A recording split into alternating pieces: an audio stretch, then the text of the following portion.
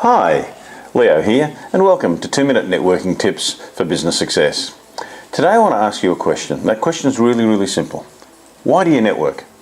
You know, when I first started Network some 30 years ago, it was about just getting business.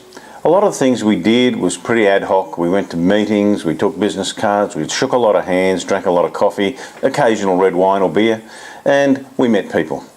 The interesting thing is in the process is that we started to educate ourselves, because 30 years ago networking wasn't particularly finessed, I can tell you that.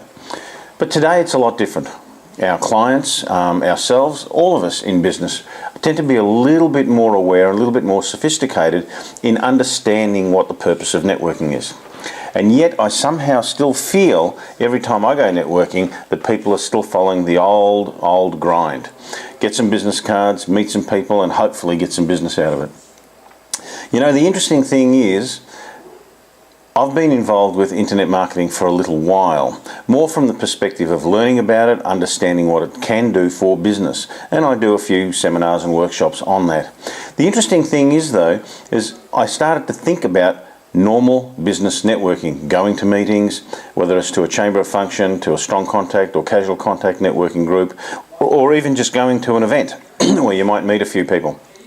You know, the interesting thing is that we lose sight of the fact that all of these people that we meet can potentially build our list. Now remember that phrase, because it's a really key one. Because building your list is really all about building a range of connections of people who you have their permission to send them information and tell them a little bit more about you. A little bit more about that later, but please focus on not just passing business cards.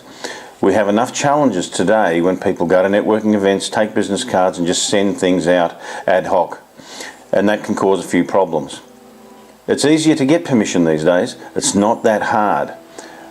Build a list, make it successful, and I can guarantee you your networking will be incredibly fruitful and incredibly profitable. Leo Petrick, happy networking. See you out there. Cheers.